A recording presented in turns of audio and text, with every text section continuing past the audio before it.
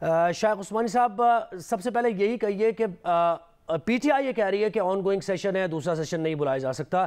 دوسری طرف نون لیگ کا یہ موقف ہے کہ اگر سیشن جاری رہے اور چلتا ہی رہے تو پھر یہ تو حق چھن جائے گا اپوزیشن سے کہ وہ تحریک عدم اعتماد بھی نہیں لا سکتے، اور گورنر بھی کسی بھی صورتحال کو دیکھتے ہوئے اعتماد کا ووٹ لینے کا نہیں کہہ سکتا. نہیں، دیکھیں، یہ غلط فہمی ہے لوگوں کی، مس انڈرسٹینڈنگ ہے. آئین کی شک جو 37 ہے، آرٹیکل 37 سب آرٹیکل 7، وہ بالکل الگ ہے. وہ صاف کہتا ہے کہ اگر گورنر سمجھتا ہے کہ چیف منسٹر کے پاس کانفیڈنس نہیں ہے ہاؤس کا، تو ہی شیل، لفظ شیل لکھا ہوا ہے، he shall summon the house and ask the governor to take a vote of confidence. اگر وہ نہیں لیتا تو ہی سیریس ٹو بی چیف منسٹر.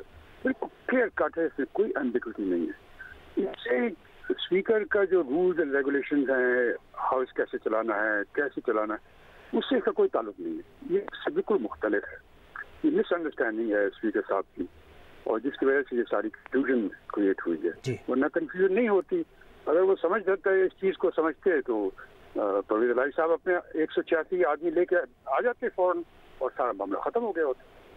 تو اب یہ جو کنفیوژن کریٹ کیا ہے، it is a self created confusion, جس کی ضرورت نہیں تھی. اور میرے خیال میں یہ ایک قسم کا وہ جو آج کل کانفرنٹیشن کا ماحول چل رہا ہے ہماری سیاست میں، اس کی ایک کڑی ہے، اور اس کی وجہ سے یہ سب کچھ ہوا ہے. اچھا شیخ عثمانی صاحب، ایک اور چیز، ابھی حامد خان صاحب ہمارے ساتھ تھے اور وہ یہ کہہ رہے تھے، بالکل آپ نے صحیح کہا کہ شیل کا لفظ اس میں استعمال ہوا ہے، لیکن وہ یہ کہہ رہے تھے کہ یعنی کوئی ریزن بھی ہو اس کا، یعنی کوئی ویلڈ ریزن اس کے پیچھے ہونا چاہیے. اور انہوں نے اس کی مثال بھی دی کہ اگر کوئی گورنمنٹ کا بل ڈیفیٹ ہو جائے یا پھر بجٹ ڈیفیٹ ہو جائے، یعنی بجٹ پاس نہ ہو سکے، تو یہ دو انہوں نے ریزنز بتائے کہ اس کی بنیاد پر گورنر یہ اقدام لے سکتے ہیں. تو کیا ایسا ہے؟ میری نظر میں تو نہیں. دیکھیے، میری نظر میں تو یہ صاف کہتے ہیں کہ اس میں لکھا ہوا ہے کہ اگر گورنر اس نتیجے پہ پہنچتا ہے اور اس میں کسی کا ریفرنس نہیں ہے کہ کس طریقے سے، کوئی کس چیز کے ہونے سے یا کس چیز کے نہیں ہونے سے، وہ گورنر کا اپنا فیصلہ ہے. اگر وہ اس نتیجے پہ پہنچتا ہے کہ چیف منسٹر جو ہے وہ ہاؤس کا کانفیڈنس انجوائے نہیں کر رہا، تو وہ ایکشن لے سکتا ہے. اس میں کوئی اور چیز نہیں ہے، کسی چیز سے کنڈیشن نہیں ہے اس میں. تو اب کیسے اس کے اندر یعنی گورنر کو اس میں کہیں جسٹیفائی، کسی کو بھی یہ کرنے کی ضرورت نہیں ہے، اور کوئی کسی کا بھی اختیار نہیں ہے، ایون صدر مملکت کا، کہ وہ کوئی پوچھ سکیں کہ بھائی آپ نے یہ اقدام جو ہے کیوں لیا ہے وزیر اعلیٰ کو کہنے کا. کیونکہ پھر تو 58(2)B کی بھی باتیں ہو رہی ہیں نا کل سے پرسوں سے، کہ 58(2)B پھر تو دوبارہ سے ریوائیو ہو گیا ایک طریقے سے. مجھے پتہ نہیں ریوائیو ہوا کہ نہیں ہوا، لیکن جو میں آپ کو بتا رہا ہوں، جو پروویژن کانسٹیٹیوشن کی ہے، کانسٹیٹیوشن کو آپ پڑھتے ہیں تو آپ کو پڑھنا چاہیے جس طریقے سے لکھا ہوا ہے. اس کے اندر آپ کوئی چیز ڈال نہیں سکتے اگر نہیں ہے اس کے اندر.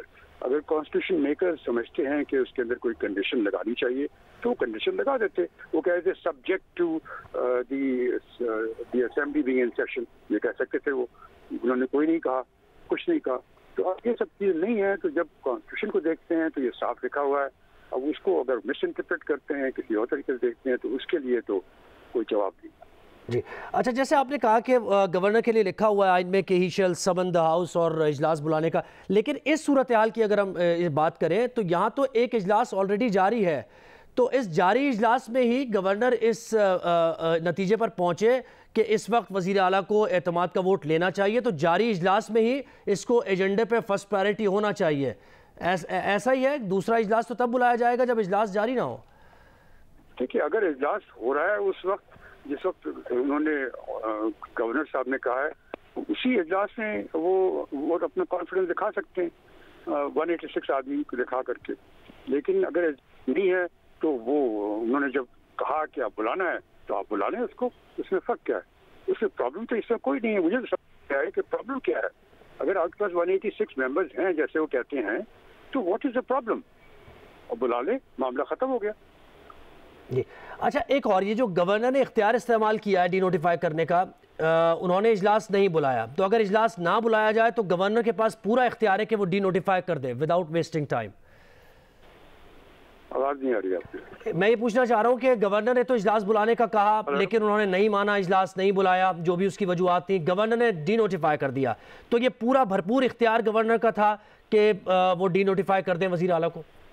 जी आवाज़ नहीं आ रही, सॉरी, मैं आपको मिस कर गया सारी कॉन्वर्सेशन आपकी। जैसे साहब ये मैं पूछना चाह रहा हूँ कि गवर्नर ने इजलास बुलाने का कहा कि आप एतमाद का वोट लें, लेकिन उन्होंने इजलास नहीं बुलाया, उसकी वजूहत कुछ भी हों, तो गवर्नर के पास ये पूरा इख्तियार है कि वो डी नोटिफाई कर दें इस सूरत में वज़ीर आला को, और सही किया उन्होंने आइन और कानून के मुताबिक।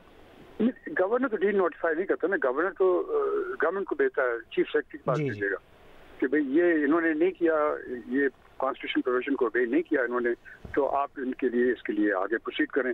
और चूंकि उसमें प्रोविजन में 137 में लिखा हुआ है, अगर वो नहीं उसको ओबे करते तो उस सूरत में ही serious to be chief minister लिखा हुआ है उसके अंदर कि वो अब चीफ मिनिस्टर नहीं रहेंगे, कोई इसमें किसी चीज़ से गुंजाइश ही नहीं है। तो जब वो नहीं रहेंगे तो चीफ सेक्रेटरी के पास कोई ऑप्शन नहीं है बजाय इसके कि उसको डी नोटिफाई करे। जी, यानी चीफ सेक्रेटरी ने एक प्रोसीजर जो दिया हुआ है वाज़ेह तौर पर, उसके तहत काम किया। अच्छा, एक और बात यहाँ पे हो रही है कि एक दिन दिया गवर्नर ने, और एटलीस्ट 10 दिन मिलने चाहिए ताकि उसके बाद उन्हें भी मौका हो, और फिर पीटीआई की तरफ से भी ये बातें आ रही हैं कि कुछ लोग बाहर हो सकते हैं, कुछ बीमार हो सकते हैं, तो ये इश्यूज़ भी हैं। देखिए वो तो एक अलग चीज़ है ना, वो रेफरेंस दे रहे हैं, वो एक भट्टो का केस था, बहुत पुराना केस है 97 का लाहौर का, उस केस के रेफरेंस दे रहे हैं वो, उसमें बात बिल्कुल फैक्ट्स बिल्कुल मुख्तलिफ थे। उसमें वो जो थे 1 साल के लिए वो गायब थे, भट्टो साहब जो थे, तो उसकी वजह से जब ये उनको किया गया इस तरीके से, गवर्नर ने उनको हटाने की कोशिश की, तो फिर ये तो लाजमी था भाई आप 1 साल से आदमी गायब है तो आप कैसे एकदम से कह सकते हैं। तो इस बात से उन्होंने कहा कि कम से कम 10 दिन का मौका देना चाहिए। तो यहाँ तो वो फैक्ट है ही नहीं, यहाँ पे तो मौजूद है, वो सुबह शाम मौजूद है वहाँ पर लाहौर के अंदर। तो उसमें प्रॉब्लम क्या था, मुझे ये अभी तक समझ में नहीं आया कि ये इसमें स्ट्रेटजी क्या थी इन लोगों की, क्यों किया इन्होंने, कैसे किया, मेरी तो समझ से बाहर।